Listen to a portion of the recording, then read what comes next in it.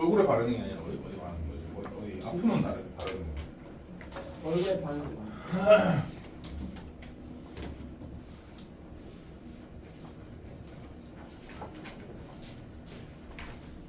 이 정지의 눈을 그 계속 왔나요? 어. 아, 오늘 하루 빠지는 거예요? 응. 체육대회잖아. 노래방 가야 되잖아. 노래방을 무슨 5시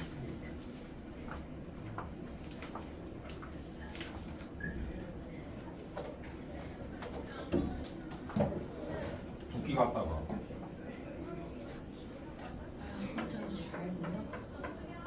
혼자 아니지 친구. 잘 이번 문제 16-2번. 아, 옛날 했던 거죠. 기억이 안 나. 너는 당연히 안 나지. 너는 안 선생님 저도 기억이 안 나요. 아니 너는 왜 기억이 안 나? 근데 언제 했었어요 이거? 했잖아. 1단으로 세장 하지 않았어? 나눗셈에서 이런 걸 나 왜요? 없을 때. 1단으로 했던 거 같은데. 나눗셈에서 이런 걸 왜요? 1단으로 해서 이걸 왜 하지?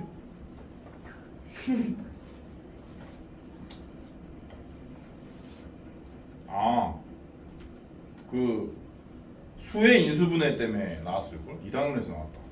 일단은 그거예요. 이 연습 문제 2-7번 이거야. 어떻게 이걸 외우고 계시지? 아 여기 연습 문제 2-7번 이 문제야. 진짜 나도 뭐 했는지 기억 안 나. 근데 왜 그거 써주세요? 뭐가? 그거 왜 써주세요? 내 맘인데. 왜냐면 너네 책 다르잖아요. 책이 2권이잖아. 없을 거 아니야 지금. 이 문제에서 내가 양의 약수의 개수뿐만 아니라 양의 약수의 총합과 양의 약수의 총곱까지 공식으로 외우라고 다 정리해드린 바가 있는데 기억이 안 나니? 이건 뭐야 일단? 그 1대1 쓰는 거 아니었어요? 뭔 소리야? 이거 얼마야? 진짜. 이거 인수분해한 거야. 그랬어요. 어? 인수분해 왜 바로 돼요? 바로 되지 당연히. 어떻게 되지? 두 팩터가 뭐야? 두 팩터. 두 요소. 대표? 두 요소. 두 요소가 뭐예요? 19랑 19랑 지금 뭐에 이잖아요. 이잖아요. 아, 응? 이잖아요.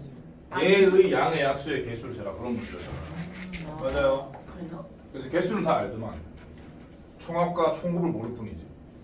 그래서 내가 다 정리해드렸는데. 나 기억이 안 나네. 기억 상실되나? 지우는 기억나지? 넌 가끔 복습하지 않아? 아 진짜? 아무도 복습을 안 한단 말이야. 저는 복습하는데요. 넌 복습해? 네. 근데 너도 중간에 들어온 애라 이걸 했나? 아, 저는 안 했어요. 이걸 나한테 배웠나? 몇 달부터 배웠지? 저 오다 보니까. 아 그래? 일단은 실수입니다. 엄청 늦게 들어왔네. 할게요. 7월 달에 나. 아무튼 뭐 다 모르는 눈치니까 할게요. 1번 360에 양의 약수의 여기서 애초에 총합을 물어보면 돼. 양의 약수의 개수와 양의 약수의 총합 내친김의 총 곱까지 세 개를 다 구하도록 하겠다. 그러려면은 이 양의 약수의 개수를 세려면 얘를 소인수분해야 되죠. 소인수분해하면 뭡니까? 그러세요. 2가 3개, 3이 2개, 5가 하나인가? 그러면 개수는 몇 개입니까? 왜요? 왜요? 표 만들었어. 아, 표 만들었어요. 아, 표는 안 만들 거예요. 왜 지수에다가 1을 더해서 곱하는 거죠? 1도 있으니까. 뭐야? 네, 저 그 방승준이 제 신발 갖고 있는데요. 방송중? 이거? 이거? 네.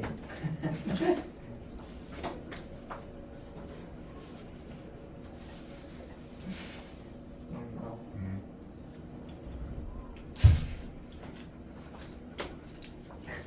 이중인격 방송중. 안 가졌어요. 왜 지수에 1씩 더해서 곱하는 거라고 했죠? 1이 있으니까. 양의 약수의 그게 없을 때도 있으니까. 야. 할 때도 있으니까. 지금 야. 그냥 필이었는데. 이게 이렇게 소인수분해가 되는 수의 양의 약수는 필연적으로 영제값도 있으니까. 2의 x승, 3의 y승, 5의 z승으로 표현될 수밖에 없잖아요. x에 들어갈 수 있는 게 0, 1, 2, 3 네 가지고. 근데 x에 뭘 넣었다고 해서 이 수가 완성되지 않기 때문에 x에 뭐가 들어가건 간에 여기 들어가는 개수가 안 변하니까 곱하기를 쓰는 겁니다. y에 들어갈 수 있는 건 y 제곱이었으니까 0, 1, 2 중에 하나라서 세 가지고요. 5의 지수에 들어갈 수 있는 건 0, 1, 두 가지니까요. 그래서 1씩 더해서 곱하는 거다. 내막을 알아야 공식을 안 까먹죠. 그 다음에 총합은 뭐였나? 있어요. 이 24개의 합을 얘기하는 거잖아요. 그래서 2의 0제곱, 2의 1제곱, 2의 2제곱, 2의 3제곱, 2의 지수 4가지랑 3의 0제곱, 3의 1제곱, 3의 2제곱, 그랬어요. 5의 0제곱, 5의 1제곱 이렇게 해서 전개한다고 치면은 4개 중에 하나 뽑고 3개 중에 하나 뽑고 2개 중에 하나 뽑는 거니까 총 24개 항이 생기는데 24개 항은 전부 다 요런 꼴인데요. 전부 다 다른 수니까 당연히 이 24개를 다 더한다는 것은 양의 약수를 다 더한다는 뜻이니까요. 그렇게 받아들여야 하지 않습니까? 오케이? 그렇게 받아들이는 것도 나쁘지 않고요. 아니면 그냥 이 24개를 이런 식으로 다 쓴 다음에 인수분해 돼요. 인수분해. 인수분해를 하면 인수분해 결과가 이와 같이 나타납니다. 그래서 외우는 방법은 각각의 0제곱부터 그것 제곱까지의 합의 곱이다. 이런 식으로 외우시면 돼요. 근데 여러분들 0제곱 모르니까 0제곱이라 쓰지 말고 얘가 씁니다. 이게 0제곱이 이게 근데 이게 총합이죠. 네 이게 총합 공식이에요. 까먹지 말아야지. 어렵다. 보거든. 그래서 이거는 이제 어느 정도 산수가 되는 수치이기 때문에 산수를 쓰면 돼요. 얘는 계산되지. 15고요. 얘는 13이고요. 계산이 돼요 그게? 뭐요? 얘 6이잖아요. 그럼 일단 이게 얼마예요? 190. 14의 제곱 빼기 1이니까 190원. 195죠. 195에다가 6을 곱하는 거니까 충분히 계산이 되죠. 195에 2를 곱하면 얼마죠? 1170. 390이고요. 390 곱하기 3을 내는 거지 않습니까? 그러니까 얼마입니까? 1170. 난 뭐라 했지? 그 다음 총 곱은 뭐랬어요? 총 곱. 그냥 노가다로 계산하는 거지. 노가다가 아니라고 했잖아요. 네. 총 2의 0제곱, 3의 0제곱, 5의 0제곱. 여기 1입니다. 1. 요게 1로서 약수 중에 제일 작은 새끼고 그 다음 작은 새끼가 2의 1제곱, 3의 0제곱, 5의 0제곱. 이거 노가다 맞잖아. 아니라고요. 제일 큰 새끼가 당연히 2의 4제곱, 3의 3제곱, 5의 2의 세제곱, 3의 제곱, 5요. 요거 두 번째로 큰 새끼는 2의 제곱, 3의 제곱, 5. 요걸 거예요. 24개를 다 적은 거예요. 멀리 있는 애들끼리 곱하면 돼요. 요 두 수의 곱이 다름 아닌 원래 수입니다. 360. 요 두 개를 곱하는 것도 360. 그러니까 크기 순으로 나열했을 때 멀리 있는 애들끼리 곱하면 원래 수가 된다고요. 두 개당 원래 수 한 개가 나온다. 선생님 360 곱하기 10기가 얼마예요? 360 곱하기 12가 아니라 360이 12번 곱해지는 거라고요. 그러니까 아, 이 결과는 360에 12제곱이 답이라고. 그래서 양의 약수의 총곱 공식은 어떻게 외우라고 했냐면 그 수의 개수의 반승이다. 이게 어려워 외우기가. 외우고 사세요. 2번. 왜 이렇게 웃으세요? 양의 약수의 개수가 20인 자연수 중 가장 작은 수를 구하시오. 양의 약수의 개수가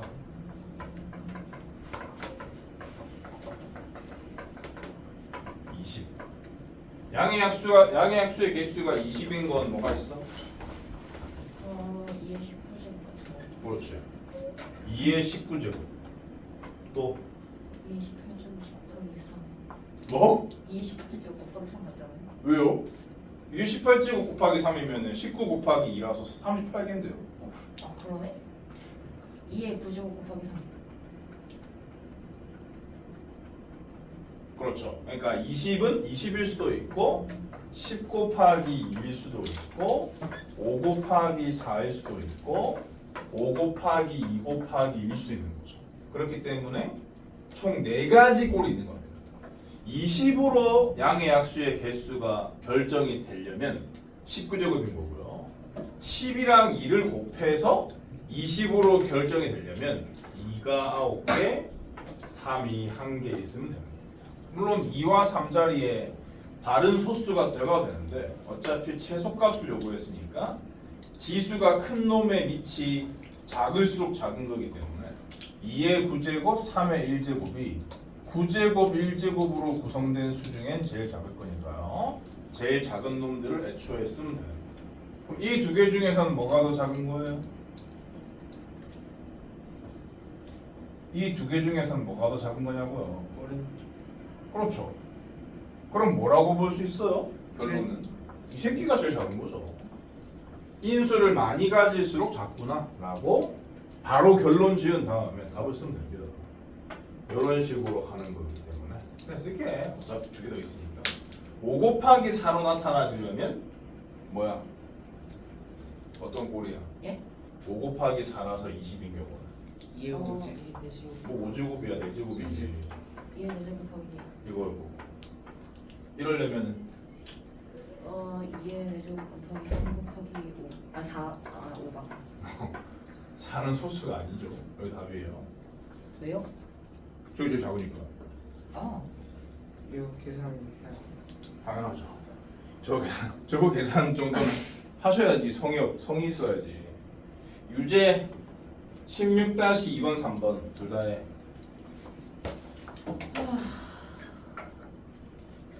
108에 소위 손님은 얼마지?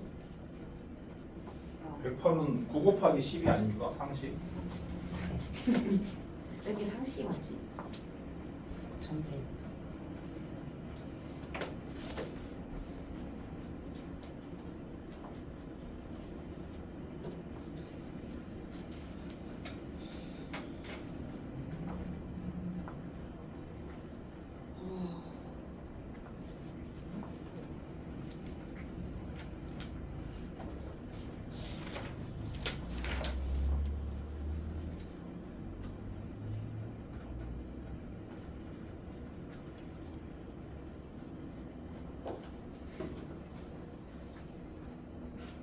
근데 지금 이거 잘 배워놓으면은 내년에 내신 볼 때도 엄청 편할 걸.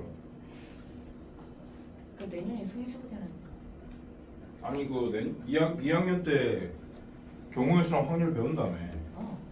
경우의 수랑 확률 시험 범위일 때 그쪽은 공부 하나도 안 해도 돼. 선생님 2학년 지금 잘 배워놓으면. 고등학교로 옮겨졌으니까 2학년 건 없어지지 않을까요? 원래 중고등학교 때 다 있었어. 고등학교로 옮겨진 게 아니라 공통수학 2에서 공통수학 1으로 옮겨진 거야. 고등학교에 원래 없었는데 생긴 거 아니에요.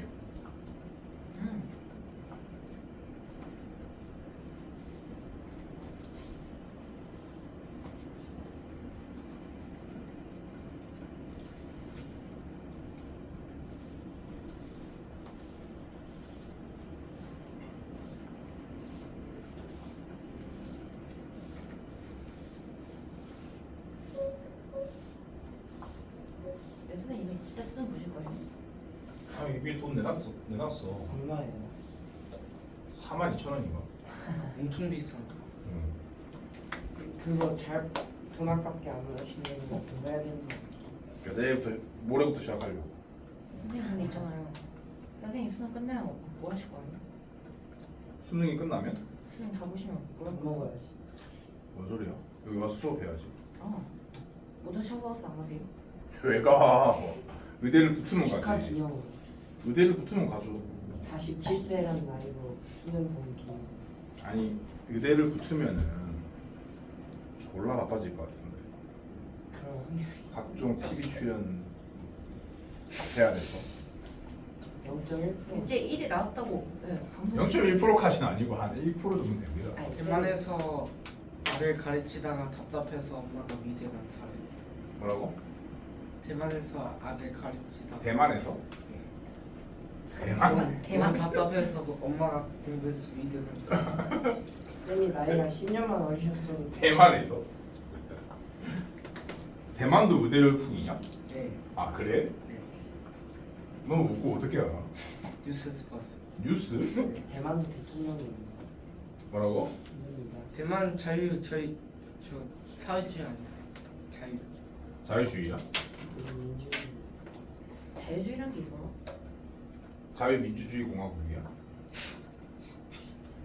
조선민주주의 인민공화국. 아이씨. 웃긴 게 앙골라도 앙골라 민주주의 이민. 아 그래? 앙골라? 심지어 웃긴 게 사회주의. 아 공화국인데 사회주의야? 똑같이 안 좋은 것만 내었어. 그래도 김정은도 그러잖아요. 심지어 독재자들이 심지어? 심지어라는 말을 많이 쓰네. 그것도 일종의 취향. 그래. 개치 존중. 개치 존중합니다. 왜 살짝 욕하지? 전혀요. 몇 번이에요? 뭐가요? 그냥 잡소리인데요. 자, 아니요. 16-2번은 뭐 안 해도 될 거고 공식이 넣게 되니까 16-3번은 15는 뭐 곱하기 뭐죠?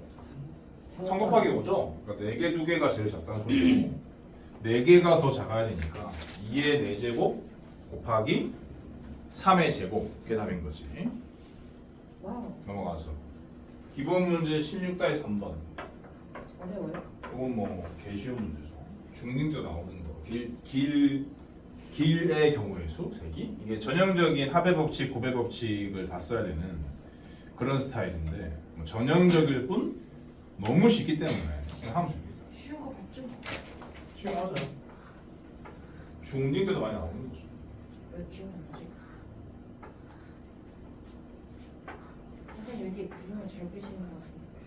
그림뿐입니까? 판서 예술인 거죠. 선생님 자체 소식이에요. 그건 아니고. 선생님 뇌 자체가 예술이. 뭐라고? 선생님 뇌 자체가. 아 뇌는 좀 그렇죠. 뇌생남이죠. 아니 그 자체가. 왜요? 낭독 출연하죠. 뇌색둥. 그럼 선생님 나중에 문제적. 뭐라고? 중용했어. 그 문제적 머시기 그거 출. 아니 그러니까 일단 의대를 붙으면은 모든 게 다 해결이 돼요.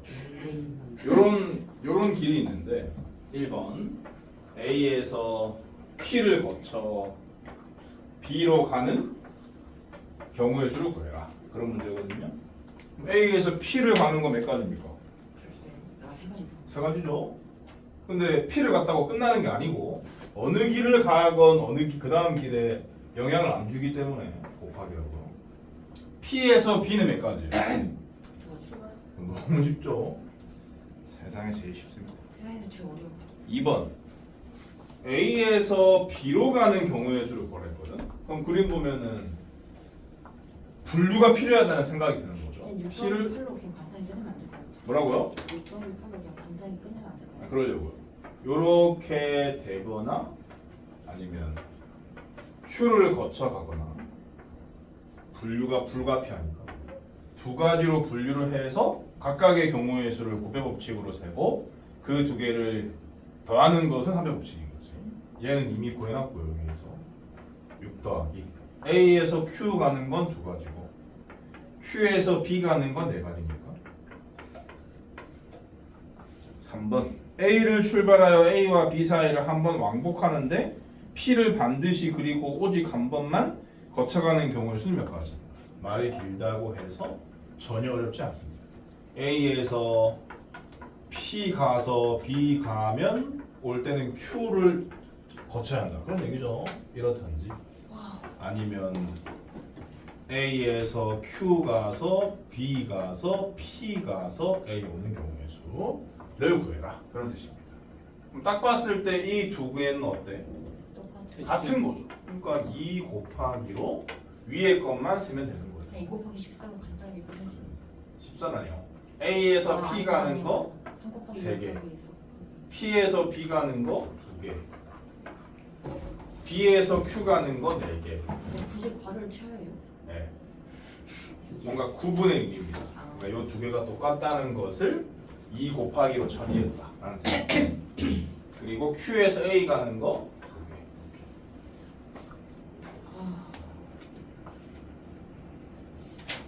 2개. 이건 뭐 연습하면 될 것 같은데 숙제로 하시고 넘어가서 기본 문제 16대 4번 개어려운 문제예요. 오 마이 갓. 아, 아? 아는 거야. 아니요. 와우. 어? 어? 아니 아닌데. 알아? 그냥 어디서 많이 타는 건데? 어디? 이거 황소? 어떻게 쓰죠? 그래서 많이 풀어봤니? 까먹었어요. 일단 이거를 하려면은 이런 거부터 할 줄 알아야 돼. 많이 어디 말 붉은데? 1, 1, 2 다음 다음에 경수. 이거 CP였나? 아니 어디 말 진짜 붉은데?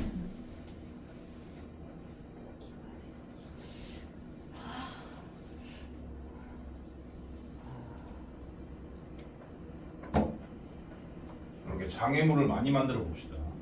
요런 길이 있는데 여기서 여기 A에서 B로 가는 최단 경로의 수. 아니 공룡들인데 이거 이런 문제를 일단 풀 줄 아셔야 돼요. 근데 이거는 멀쩡한 상태였으면 이 선도 있어야 되고 이 선도 있어야 되고 이 점도 있어야 되고 이 점 다 있어야 돼요. 없어진 게 너무 많기 때문에 이런 거는 장애물이 많은 길이다라고 볼 수 있거든요. 장애물이 많은 길을 이용해서 A에서 대각선 방향에 있는 두 지점을 가는 최단 경로의 수는 그냥 세는 게 상책입니다. 근데 여러분들이 이제 그거를 노가다라고 부르겠지만 노가다가 아니라 그것도 결국 합의 법칙 거의 쓰는 거야.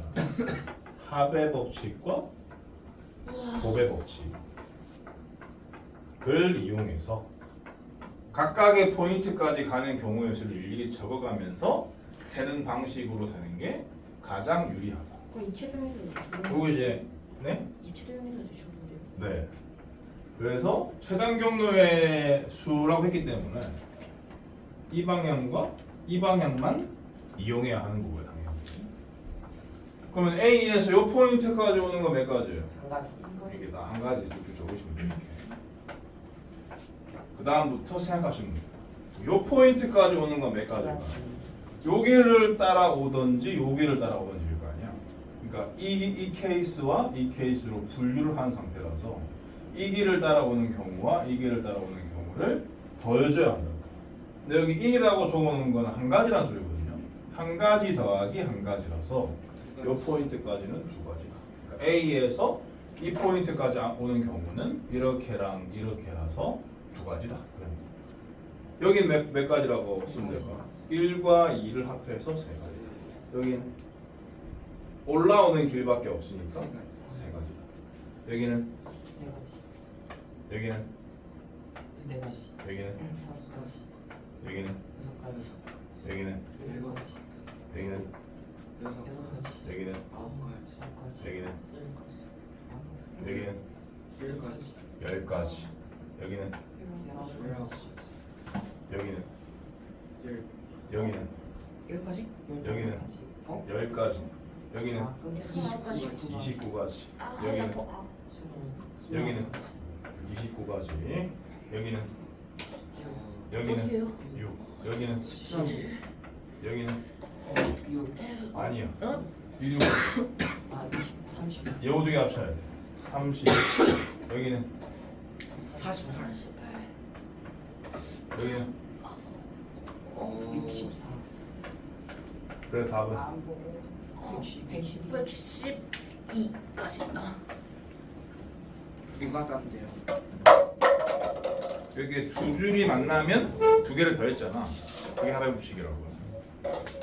그래서 이건 노가다라고 뭐 불러도 되는데 엄밀히 따지면 합의 법칙과 곱의 법칙을 이용해서 각 포인트까지 가는 경우의 수를 세는 겁니다. 이건 이제 확률과 통계라는 과목에서 같은 것이 있는 순열에 나오는 대표적인 유형의 문제고요. 근데 이거를 모르면 이 기본 문제 16달 3은 설명이 안 되기 때문에 예를 하나 들어가지고 설명을 해봤어요.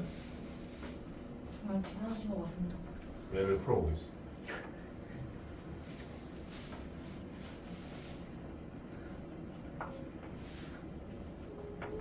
선생님 그림조차도 뭐야? 그 예술이에요. 나 의심하세요. 입체는 그 평면에 있는 거 똑같이 하는 거 맞죠? 뭐라고? 아 정말 아름다우세요. 못하는 게 없다. 근데 시험지 너무 아름다워서 문제예요. 아 진짜. 선생님이 한다. 그림 잘 그리고 근데 지금 심취해이신 어떻게 하는 건지 정도. 자. 할 말이 없다. 할 말이 없네. 여기에서 여기까지죠. 대각선 방향입니다. 대각선 방향이 아니면 문제 성립이 안 돼요. 그러니까 멀쩡한 거는 4개가 쌓여 있었어야 되는데 여기가 점 2개가 빠진 셈이에요. 점 2개가 빠져가지고 얘도 결국 장애물이 있는 상태인 거죠. 장애물이 있는 상태에서 A에서 B까지 철사를 따라서만 최대한 거리로 가는 경우의 수를 구해라. 그런 문제입니다. 3차원이기 때문에 세 군데에서 만나는 게 있을 수 있거든. 그것만 잘 고려해서 가시면 돼. 일단 이런 데는 다 한 개예요. 이제 시작합니다. 여기 몇 개? 2, 여기 몇 개? 3, 여기 몇 개? 1. 아니 어? 이게 이 두 개가 만나는 거. 2, 여기 몇 개? 3. 3. 아 필 맞다. 여기 몇 개? 2개. 맞아. 아 허리. 아. 여기 4개. 여기가 세 갈래. 이렇게 아 이렇게 6개? 5개. 6개. 어? 6개. 어? 선생님. 여기님. 12개. 어떻게 색깔내지? 자 보세요. 여기로 오는 방법은요. 요렇게 오는 방법이 있고요. 요렇게 오는 방법이 있고요. 요렇게 오는 방법이 있어요. 그러니까 그 전 포인트까지 경우의 수 얘랑 얘를 다 더해야 한다. 그렇기 때문에 6가지로. 알아들었어? 알아들었냐고? 네. 어? 네. 왜 똑바로 앉아? 내가 비켜주니까 뭐? 그 뭐냐 그 옆에서 뭐냐 그 왼쪽에 그 똑같이 그 옆에 이렇게 일로 올라왔잖아요. 여기서? 아니 그 시작점 여기요? 시작점에서 여기요? 거기서 이렇게 일로 왔잖아요. 이렇게요? 이렇게요? 네네네. 네. 네 그렇게 왔는데 네. 오른쪽에는 왜 얘네 더해서 가야 돼. 여기요? 2하고 1을 왜 더해서 경로를 이렇게 하는 거야? 똑같이 1로 올라가는 거예요. 선생님 이때 뭐라 하는 거? 여기가 1이니까 여기도 1이라고? 아니 오른쪽 나와. 아이 괜찮아. 여긴 12개? 2가지. 12개입니다. 여긴 2개. 맞아요. 이거밖에 없어요. 이걸 그대로 쓰는 거예요. 여긴 8개. 맞아요. 이걸 더해서요. 여긴 잠시만요. 5개. 맞아요. 요거 너 잘한다. 신입생. 답이에요 이제. 27개. 얘. 마지막에 틀리네 계산 실수율. 예. 아, 예. 를 반응 저 다섯 25인데. 아, 네, 우리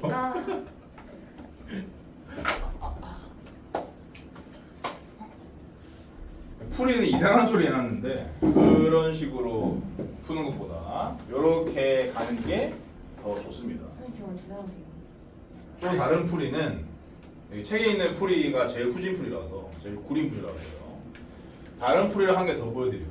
첫 번째 풀이는 합과 곱의 법칙을 이용한 풀이였어요. 두 번째 풀이는 오버 카운팅을 하겠습니다. 오버 카운팅을 한 다음에 해당되지 않는 걸 뺄 건데 요거를 말하는 공식적인 제목이 있어. 그게 뭐냐면 포함 배제 원리다. 아니, 들어갔는데.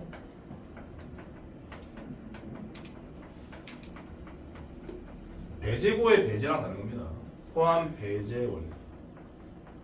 줄여서 포제 원리라고 해야 되는데 포함을 시키고 거기에 오버된 것을 배제한다 그래서요. 포함 배제 원리라고 불러요. 멀쩡한 상태였다면 이렇게요. 결국 이 점 두 개가 사라졌기 때문에 저런 이상한 게 그랬던 거거든요. 점 두 개까지 원래 붙어 있었다라고 치면 이렇게 정육면체 4개가 이쁘게 쌓여 있는 상태였다는 거죠. 이렇게 이쁘게 쌓여 있는 상태면은 이런 식으로 갈 필요가 없어요. 요 방향으로 가는 것을 A라고 하고 요 방향. 요 방향으로 가는 것을 B라고 하고요. 올라가는 것을 C라고 한다면 요 포인트에서 요 포인트를 가기 위해서는 몇 칸을 이용해야 하냐면 2칸, 1칸, 2칸을 이용해야 돼요. 반드시. 그러니까 여기에서 여기까지 최단 경로로 간다는 말은 어떤 의미냐? A 2개와 B 1개와 C 2개를 나열하는 셈입니다. 이것을 일렬로 배열하는 경우의 수와 같아요.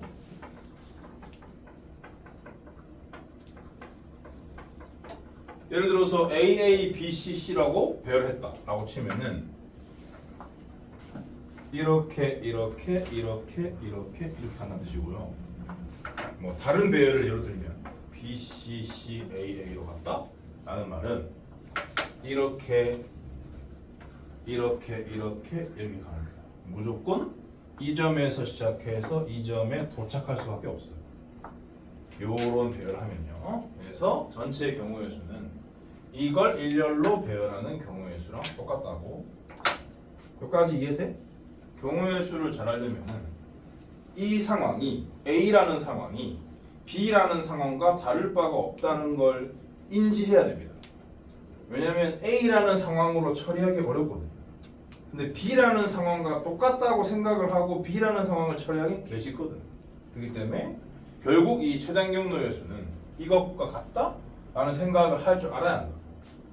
경우의 수를 잘하기 위해 필요한 능력인데 근데 이제 그 능력이 없어서 못하는 사람은 어쩔 수가 없어. 자, 요거를 일렬로 배열하는 경우의 수는 또 어떻게 생각하느냐. 대부분의 사람들은 이상한 소리 하겠지만 그냥 5칸 있어. 5칸 중에 B가 들어갈 자리 고르면 됩니다. 몇 가지? 뭐 아무데나 B를 넣었어. A가 들어갈 2자리를 고르면 되는데 A는 구분이 안 되기 때문에 사전식으로 배열하시면 돼요. 머릿속으로. 하나, 둘, 셋, 넷, 아니다, 넷, 5, 6가지. 어메이징. 그럼 남은 2자리를 C로 채우면 끝난 거야. 30가지. 근데 원래는 이 2점이 없었잖아요. 이 2점을 지나가는 경우가 저 30가지에 포함되어 있기 때문에 지금 내가 예를 든 것처럼 이 주황색 선 이 점을 지나갔잖아요. 이런 애들을 제거해줘야 하는 거죠. 오케이 바리? 그러면 이 점을 여기 알파벳이 있나? 이 점을 P라고 하고 이 점을 Q라고 합시다. A에서 P를 거쳐서 B로 가는 경우의 수를 세봅시다. A에서 P로 오는 경우는 몇 가지? 한 가지죠. P에서 B로 가는 건 입체가 아니라 평면이에요. 두 칸, 한 칸인 상태라고요. 오케이? 몇 가지일까요? 하나, 둘, 세 개죠? 그래서 이건 세 가지입니다. A에서 Q를 거쳐서 B로 가는 경우는 몇 가지일까요? A에서 Q로 가는 것도 평면이에요. 이 평면. 몇 가지예요? 뭐 A에서 P에서 B로 가는 건 다를 게 없잖아요. 세 가지고 Q에서 B까지 가는 건 몇 가지예요? 일직선이니까 한 가지죠? 네, 세 가지. 근데 P, Q를 다 거치는 것도 있을 거거든. A에서 P를 거쳐 Q를 거쳐 B로 가는 경우의 수도 세보자. A에서 P를 거쳐 Q를 거쳐 B로 가는 거 한 가지입니다.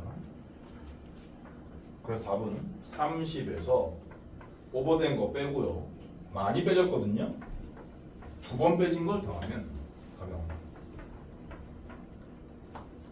이런 식으로도 포함 배제 원리로도 셀 수가 있어요.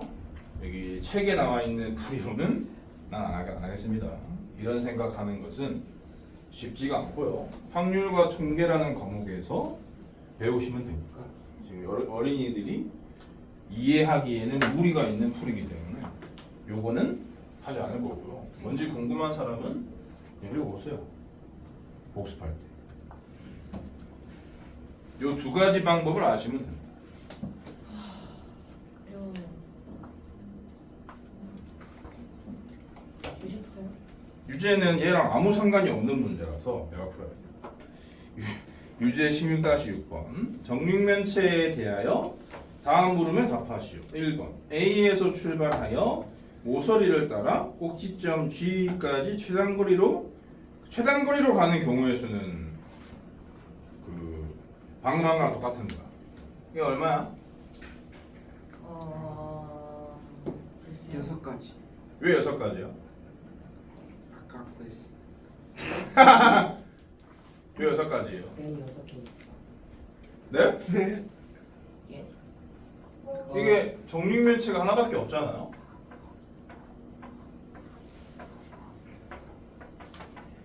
근데 이를 써놔야 A가 여기 있고 G가 여기 있단 말이야. A에서 G로 가는 최단 경로의 수는 몇 칸을 이용해야 돼? 3칸. 3칸을 이용해야 되지. 근데 각각이 다 다른 종류거든요. 가로로 한 번, 뒤로 한 번, 밑으로 한 번이니까. 그죠?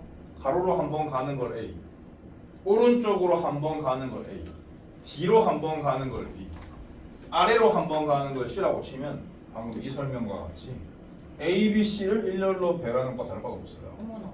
오케이? 그래서 세 가지, 두 가지, 한 가지라서 6가지입니다. 근데 왜요? 뭐가요? 그러니까 A, B, C를 일렬로 나누는 게 일렬로 배열하는 확률이 아니라 A, B, C를 일렬로 배열하는 경우의 수가 다를 바가 없다고요. 걔가 그 이유를 좀 더 설명해 주면 아, 설명해 드릴까요? 좋아요. A, B, C가 있어요. A, C, B가 있어요. B, A, C가 있어요. B, C, A가 있어요. C, A, B가 있어요. C, B, A가 있을 거 아니에요? A, B, C는 이렇게 간다는 소리고요. A, C, B는 이렇게 간다는 소리고요. B, A, C는 이렇게 간다는 소리고요. 아 천진가? 겹치는 게 없어요. 천진데. 문제라뇨. 당연한 논리예요. 그리고 2번은 얘랑 아무 상관이 없어. 그래서 1번은 이제 여러분들이 푸는 셈이고, 근데 이 설명을 듣고도 이런 생각을 못했다. 그러면 괜찮아. 아직 어렸어. 2번 여러 번 지나도 되는 거. 꼭 그렇지. 이거는 이제 아무 상관이 없어. 이 문제랑 앞에 문제랑. 꼭지점 A에서 출발하여 모서리를 따라 꼭지점 G까지 가는 경우의 수잖아. 1번과 같이 최단 경로가 없단 말이야. 그렇기 때문에 돌아가도 상관이 없다고요. 근데 그렇게 따지면은 뭐 개수가 무수히 많은 거니까요. 그 무수히 많은 것을 제거하기 위해서 추가 조건이 한 번 지나간 꼭지점은 다시 지나지 않는다. 이런 말이 있어요. 한 번 지나간 꼭지점은 다시 지나지 않으니까 돌아간다고 해서 무지하게 많이 나오는 건 아니고 아무튼 간에 최단 경로란 말이 안 붙었기 때문에 이런 논리 전개 불가능해요. 그래서 얘는 아예 성질이 다른 경우의 수 문제다라고 생각을 하고 접근하셔야 되는데 어떻게 해야 되냐면 수형도를 그려야 하는 스타일. 수형도를 그려서 카운팅을 해야 하는 대표적인 유형의 문제다라고 기억하시면 되는데요. 수형도를 그리는 것도 생 노가다로 그리는 게 아니라 고배 법칙을 가미해서 고배 법칙이라는 양념을 뿌려가면서 드셔야 돼요. 그걸 배우시면 돼요. 너무 어려운데 어떡해요? 뭐 어려워? 잘 이해하고 있는 것 같은데. 왜 약한 지역이야? 어려우니까요. 너보다 더한 애들 많아. 아니 실제 이 문제 너무 어려운데. 잘하고 있어. 그랬으면 좋겠다.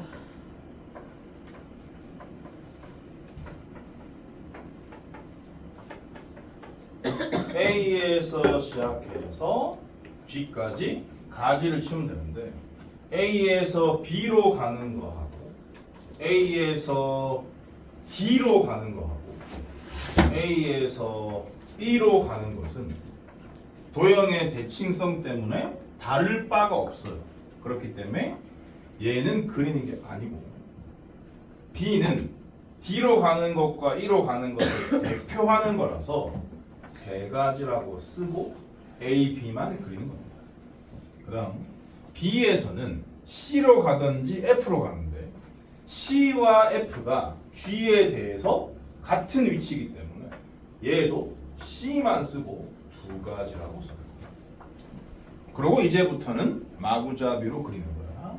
C에서 G로 끝나든지 아니면 D로 가는 삽질을 하든지 D로 갔으면 A로 가면 안 됩니다. 문조건 때문에 반드시 H로 가야 되고요. H로 가서 G로 끝나든가 또 삽질을 할 수가 있죠. 이로요. F, G 이렇게. 그래서 맨 뒤에 있는 G의 개수를 세주면 3개잖아? 여기 있습니다. 그래서 답은 18이야. 18개의 가지를 치는 게 아니라 3개의 가지를 침으로써 18개의 가지를 친 효과를 낼 줄 아셔야 돼요. 알아들었어? 뭔 소리인지? 10%요. 도형의 대칭성을 이용하셔야 한다고. 네? 그래서 기본 문제 16-5번. 얘도 엄청 중요한 문제입니다.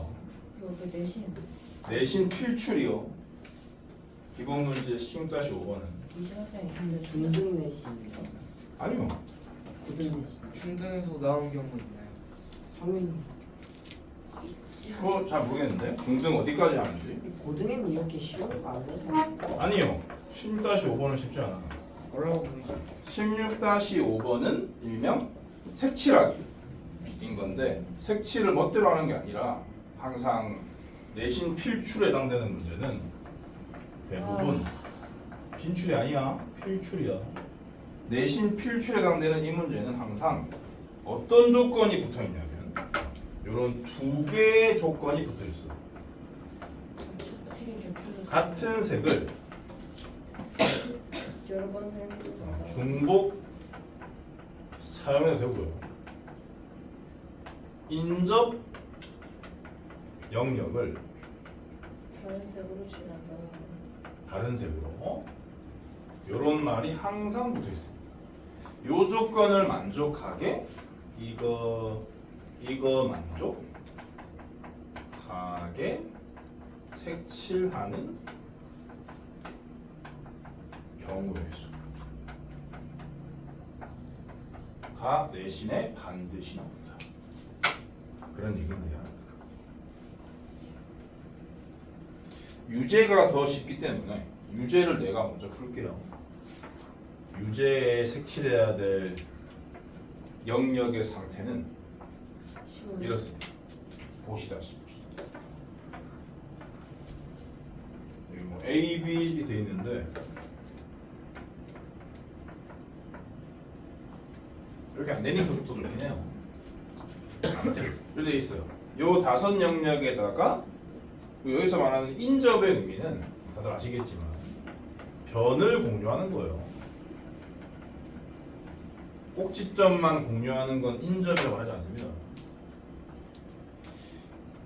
그래서 이 5개의 영역에 5가지 색의 전부 또는 일부를 사용하여 칠할 때 같은 색을 여러 번 칠해도 좋으나 이웃한 부분에는 서로 다른 색. 이것도 조건이 달려 있죠.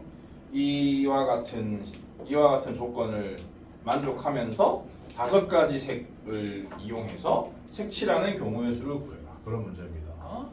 요거도 풀이를 2가지로 보여드릴 건데요.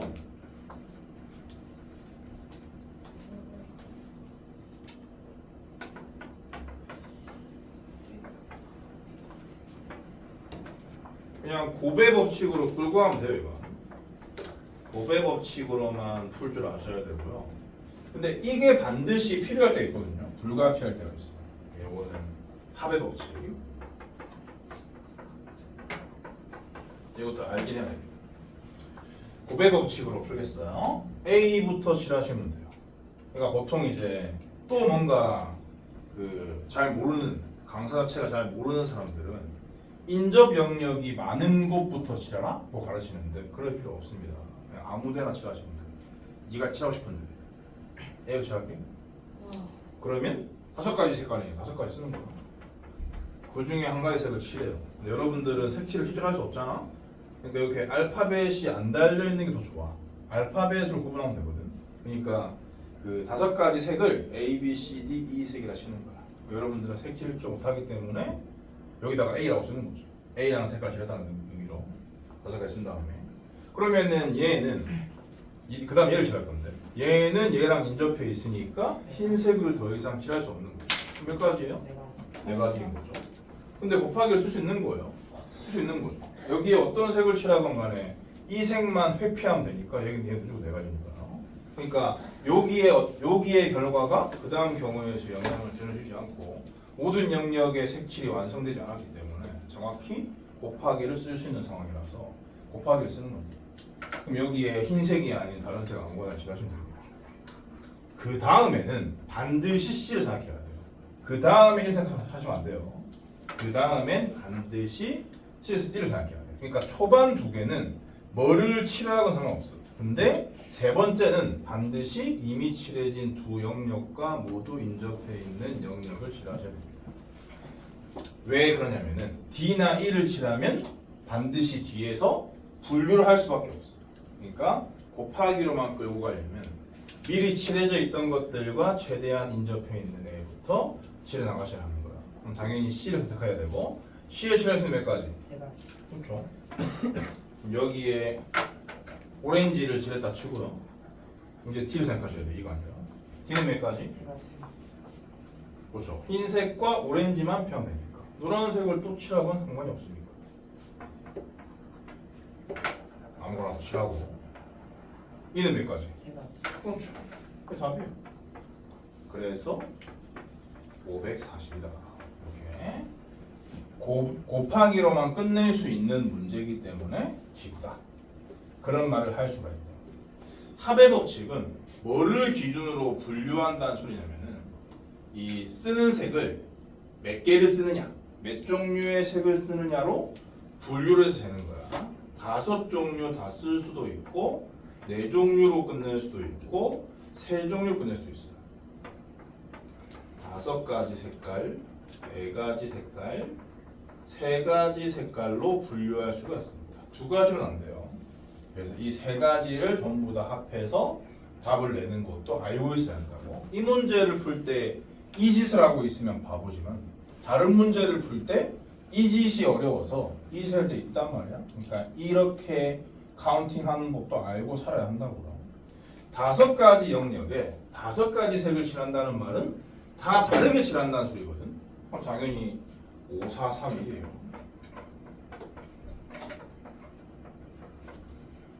그 다음 네 가지 색을 칠한다라는 말은 어떤 의미냐면 어떤 의미야? 네 가지 색을 칠한다는 말은 어떤 의미야? 4팩토리얼. 호소하지 말고 어떤 의미야?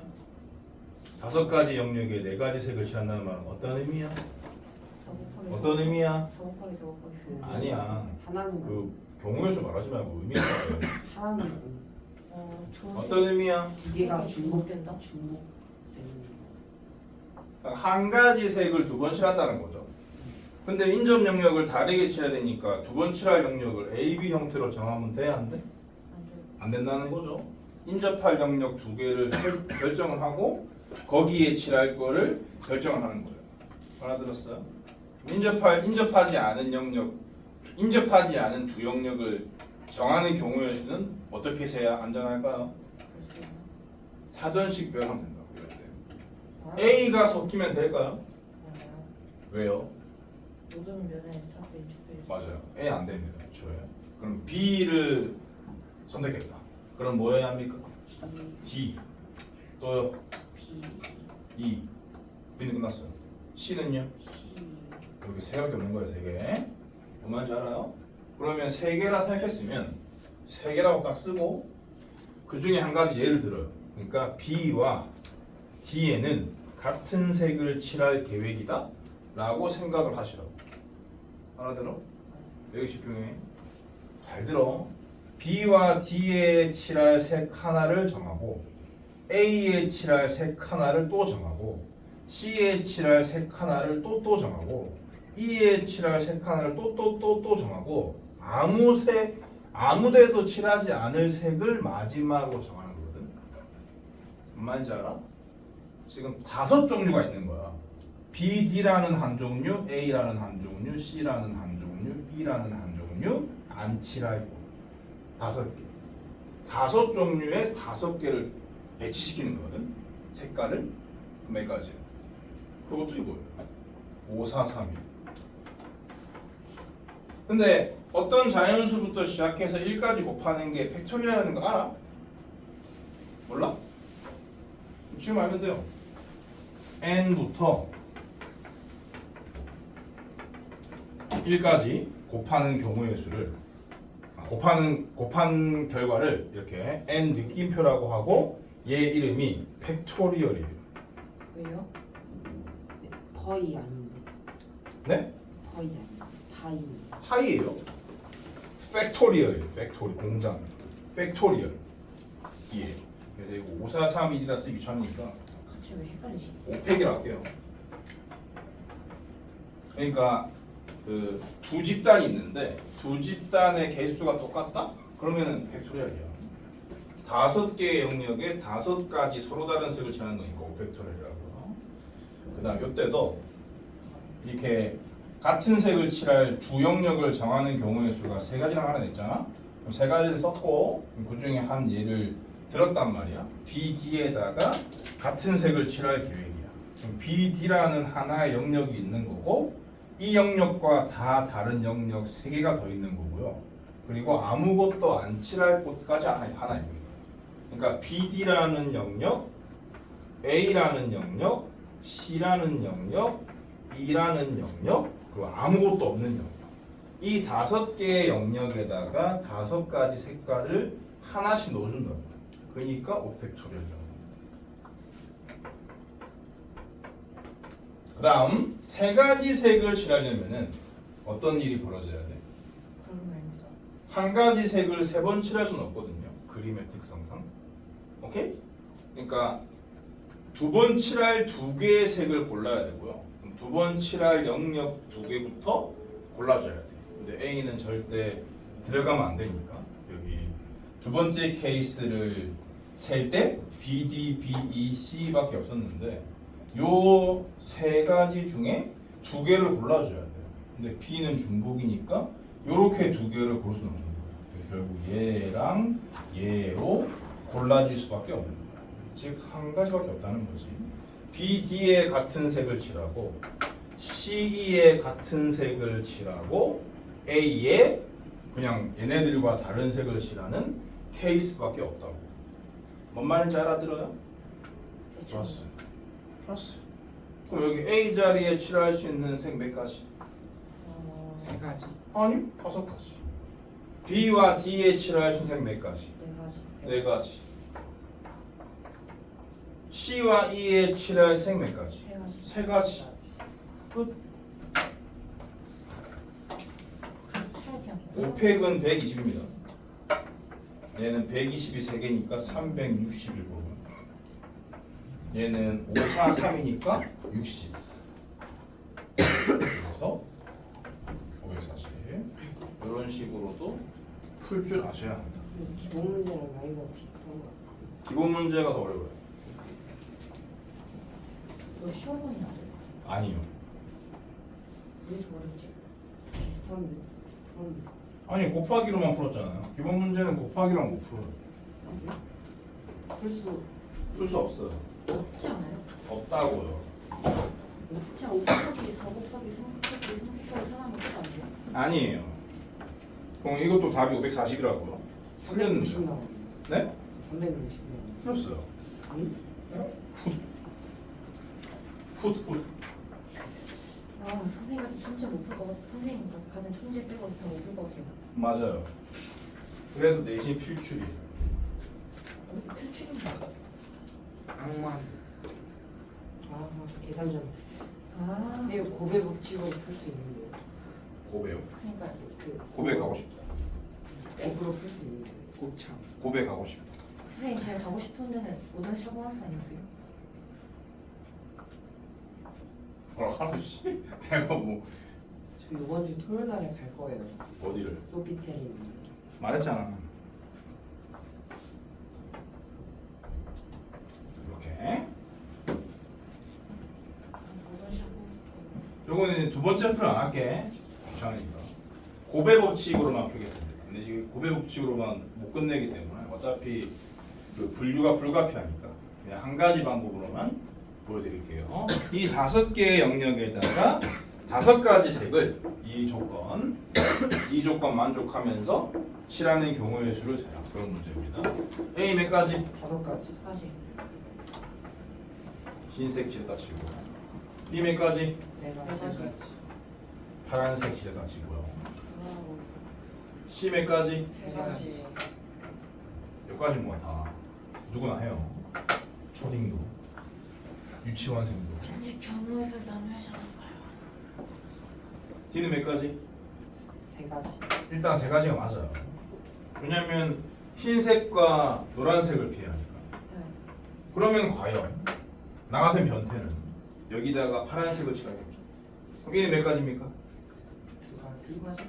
그렇죠. 두 종류의 색밖에 없는데 세 가지가. 두 종류의 색을 피하니까 3가지죠. 근데 나같이 변태가 아닌 일반적인 사람은 변태가 뭐예요? 파란색이 아닌 다른 색을 칠할 거 아닙니까? 여기다가 오렌지색을 칠했다는 뜻이죠. 이런 가정에 따르면은 여기 몇 가지예요? 2가지잖아요.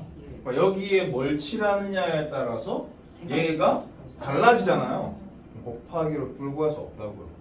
그렇기 때문에 여기에 색에 따라서 여기에 경우의 수가 달라지니까 이 3이 맞긴 한데 나눠줘야 한다 라는 생각을 해야 합니다. 그 얘기는 무슨 뜻이냐면은 분류가 필요하다는 뜻이에요. 분류할 때는 괄호를 여시고 더하기를 이렇게 써주면 됩니다. 그럼 여기가 3가지일 때와 2가지일 때의 차이를 발생한 이유가 뭐냐? D에 칠할 색깔이 B랑 같으냐 다르냐에 따라 달라지는 거였으니까 첫 번째에다가는 B와 D가 같은 색, 두 번째에다가는 B와 D가 다른 색. 이렇게 영역의 상태가 저렇다면 반드시 막판에 이런 분류가 필요하다고요. 그렇기 때문에 이 방식으로는 절대로 못 맞춥니다. 그렇지 않으니까. 자, 그러면 B와 D의 색이 같다는 건 몇 가지일까요? 두 가지. 아니 3가지? B와 D의 색깔이 같다는 것은 이 새끼의 선택권이 없다는 뜻이에요. 여기에 칠한 걸 그대로 칠하는 겁니다. 한 가지. 선택권이 없는 경우의 수는 빵 가지가 아니라 한 가지입니다. 근데 이 선택권도 있잖아요. 뭐요? 근데 이 색깔은 결정할 수 있잖아요. 지금 D 얘기하잖아요. 아 그런 거였어요? 그래서 곱하기 쓴 거 아닙니까? 아. 그럼 여기에 파란색을 가정한 상태니까 같다고 가정한 상태니까 여기도 파란색을 칠해야 돼요. 그럼 여기 몇 가지입니까? 3가지. 이렇게 마무리가 되는 거고. 그리고 원래 D 자리에 칠하는 게 몇 가지였지? 3가지. 3가지였잖아. 그 중에 한 가지 여기 들어갔잖아. 그럼 당연히 여기 몇 가지야? 두 가지. 2가지예요.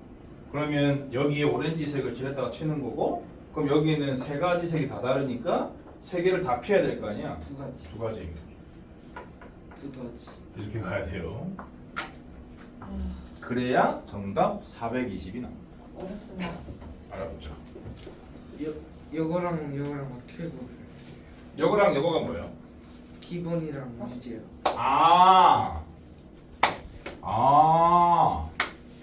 아, 어떻게 구분하냐면은 E의 상태로 구분을 할 수가 있는데 생긴 거. E의 상태, 여기에 E와 여기에 E는 다른 상태거든. 다른 상태라는 것에 대한 얘기를 하자면 요 E는요 제일 마지막에 칠하는 영역이죠. 제일 마지막에 칠하는 영역과 인접해 있는 영역들 중 인접해 있지 않은 영역이 있는 케이스입니다. E와 인접 영역이 A, B, D인데 A 아니고 B와 D는 인접하지 않고 있죠. 이럴 때는 이 두 색깔이 같을 수 있는 거야. 그렇기 때문에 분류가 필요한 거야. 근데 요 E 같은 경우는 어때? 얘랑 인접하고 있는 새끼는 누구야? A. A와 D밖에 없잖아. 근데 A와 D가 이미 인접해서 색깔이 이미 다르잖아. 분류할 이유가 없는 거야. 알아들었어? A와 자, 똑같이 써야지. E와 인접 영역이 E와 인접 아씨 E와 인접 말이 이상한데 우리말 교육이 준성자로서 용납할 수 없는 준우승이에요? 이의 인접 영역이에요. 쌤 준우승이세요? 네. 그거 아직도 하고 있어요? 뭐 하고 있죠. 예? 상금 몇 원이에요? 한참 전에 끝나지 않았어요? 우리말 교육 요새 안 해요? 네. 안할 거예요. 아예 안 하세요. 아 그래? 한 5년 전인가. 아니야. 선생님 근데 상금 몇 원이에요? 끝났다고 치면 1년도 안 됐어. 진짜 선생님 상금 몇 원이에요? 책을 본 거 같은데. 상금 몇 원이에요? 상금은 자격이 나름이지. 아 예? 1등이 혼자서 푸는 타임이 있거든. 1등이 맞추는 문제 개수에 따라 달라져요 상금. 이에 그래서 쌤몇 상금 원 하세요? 타셨어요? 아니 나는 준우승이라니까. 준우 1등만 준 거예요? 상장. 어 와 치사하다. 상장 받았어요? 상장? 출연료 봐 출연료. 출연료랑 준우승 상품. 뭐예요? 5,000원만. 출연료 15만 원. 오? 어? 준우승 상품 김치 냉장고. 어? 진짜로요? 김치 네. 냉장고? 네.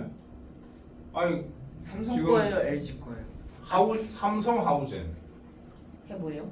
그 당시에 김치 냉장고 중에 제일 비싼 거? 잘 나가던 브랜드. 그냥 출연만 하면 주는 거예요. 아니 준우승자 상품이. 그러니까 그 이따 얘기해줄게. E의 인접 영역이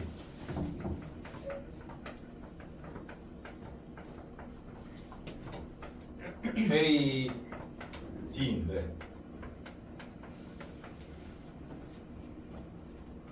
A, D는 A와 D는 D가 인접하고 있죠. 이럴 경우에는 곱하기로만 끌고 갑니다. 막판에 칠할 막판의 영역에 경우의 수를 따지고 있는데 얘랑 인접해 있는 것이 여러 개인데 그 여러 개 중에 지네들끼리 인접하지 않는 이런 케이스가 있으면 요 두 개의 색깔이 같을 수 있으니까 분류가 필요하다. 근데 얘는 요 두 개의 색깔이 애초에 같을 수 없잖아요. 그러니까 그냥 계속 곱하기로 끌고 가는 거예요.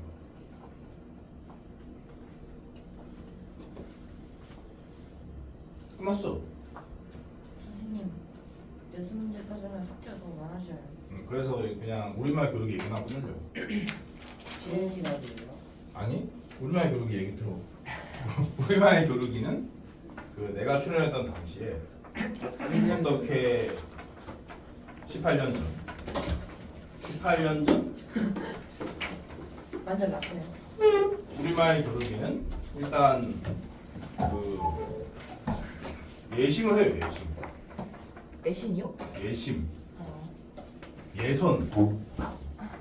예선이 일단 있고요. 예선을 통과를 하면은 방송 나오시는 방송 출연이 되죠. 몇 명이 통과해요? 한 5%? 그러니까 예선에서는 지필고사가 있고요. 통차 나와요? 면접이 있어. 여기 혼자 나오죠 당연히. 응? 지필고사가 있고 면접이 있는데 지필고사를 어느 정도 수준으로 통과를 한 사람들 중에 또라이들이 있을 수 있으니까 칼 들고 나오는 애들이 있을 수 있으니까 그 사람의 그 방송 출연 적합성을 판단해야 되기 때문에 PD 졸개들과 면접을 봐야 됩니다. 당연히 지필고사는 거의 1등급으로 치렀고요. 면접을 할 때도 PD가 묻기 전에 내가 방송 출연하면은 이것도 하고 저것도 하고 다 하겠다. 그렇게 막 말을 끊임없이 했단 말이야. 그랬더니 얘는 당연히 출연시켜야겠구나 라고 판단했겠지. 그래가지고 통과를 했어요. 방송 출연을 했죠. 그래서 어떤 날 나와가지고 녹화합니다 이렇게 응원단 같이 데리고 와가지고 응원단 노래 부르는 그런 장면도 카메라. 방송 네? 카메라요? 기억 안 나요. 서울대 응원단 있어요. 네? 서울대 응원단. 뭔 소리야? 그냥 자기 가족이나 지인 부르는 거지. 그래가지고 그렇게 이제 스킬을 잡아야 되니까 방송 그 녹화 날짜를 준단 말이죠. 그렇게 해서 방송 출연을 하면은 이게 이제 본선이야. 본선이 시작돼. 본선에는 그 회차별로 5명이 출연한단 말이야. 5명이 본선에서의 예선을 또 치르는 거지. 요 중에 1위, 2위만 상품을 받고 1위, 2위만 결선을 치르는 거예요. 결선. 그래서 선생님 결선에 치셨어요. 그래서 내가 1위가 뭐 몇 점이었더라? 정확히 기억 안 나. 460점 정도였던 것 같고 2위인 내가 300 몇 점이었나? 340이었나? 이렇게 해가지고 출전을 했어요. 오케이? 그것도 존나 극적으로 내가 완전 그 2위와 엄청난 점수 차이인 3점이었는데 마지막 한 문제를 내가 100몇 점 따버리는 바람에 역전해가지고 그래서 2위로 결선 진출했지. 결선 진출이 이제 가로세로 낱말 퀴즈였는데 여기부터 한 명 여기부터 시작하고 한 명 여기부터 시작하고 이렇게 가고 한 명 여기부터 시작해가지고 요렇게 가서 결국 여기서 만나게 돼 있어. 그래서 최종 한 문제를 맞추는 자가 최종 1위가 돼서 그 사람이 지 혼자서 문제를 푸는 거야. 왜 지원자도 문제? 근데 나 여기 졌어요. 선생님이 이겼어요. 그러다가 택도 안 되는 문제가 나와가지고 집에서 풀면 하나도 안 돼. 아무튼 그래가지고 요 460점인 사람이 이제 상금 몇 원 받았어요? 혼자서 한 거죠. 그래서 달인이라고 해요. 달인, 우리말 달인 도전을 합니다. 달인 도전은 총 최대 5문제를 푸는데 한 문제 맞출 때마다 100만 원? 점수가 2배가 돼요. 그럼 이제 이게 460만이라는 소리예요. 그럼 460만 원의 2배인 920만 원을 따는 거. 한 문제 더 맞추면 1,840만 원을 따는 거고요. 와. 그래서 이제 이렇게 총 몇 문제 있어요? 예선 때 본선의 예선 때 이 점수를 많이 따놓으면 엄청 좋은 거지. 총 몇 문제 있어요? 아 근데 이거 아니었던 것 같다. 이건 너무 커. 이 정도 금액이 아니었고 이거랑 그 여기 결선 가로 세로 나말 퀴즈에서도 점수 주거든. 한 문제당 10점씩. 그거에 반을 적혀낸 것 같아. 그거에 반. 그래서 그 사람이 한 600점 정도였다고 치면은 시작 금액이 300만 원 정도였던 것 같아. 300만 원. 300만 원으로 시작. 그럼 한 문제 틀리면 300만 원 받는 거야. 그래도 1등 했기 때문에. 그래서 바로 틀렸어요. 아니. 그래서 이 사람이 이제 시작해서 4문제째 틀렸어요. 4문제 때 땡. 근데 나는 이제 그 져가지고 빡쳐가지고 이 사람이 달인 도전하는 건 안 보고 집에 갔거든. 그러고 나서 이제 내가 당연히 출연했으니까 그 내 방송 나오는 날 맞춰가지고 그 봤지 TV로. 내가 나의 활약을. 그러고 이제 이날은 그냥 이 새끼 어디까지 갔을까 궁금하니까 그래서 거기 갔어요. 거기 갔는데 그 4단계 문제 때 내가 맞춰버렸네.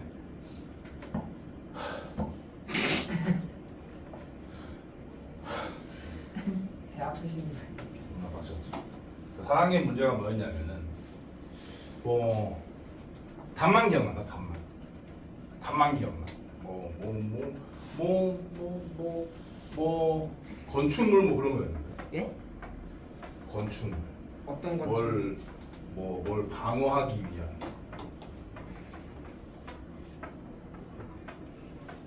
건축물. 그런 거. 나는 딱 맞췄어. 보루가 정답이었어. 이 새끼는 최후의 보루 이름을 하거든요. 최후의 보루. 몰라요? 아무도? 보루가 뭐예요? 어린이들. 보루? 보루란 말이 있습니다. 보류. 아니 보루 말고 최후의 보루란 말이 있어요. 최후의 만찬. 최후의 보루. 크롬이. 검색해 보세요. 몇회 주면 배터리 4%가 2의 7제곱회. 예? 2의 7제곱회로 기억하시면 돼요. 2의 7제곱회 1번 자리. 이게 아직 유튜브에 있으려. 유튜브 있습니다. 유튜브에 들어가서 248. 128이야 마. 어?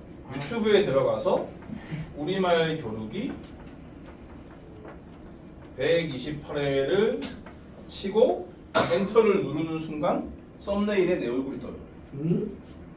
이 방송 사고가 첫 번째로 트는데요. 128회까지 눌러야지.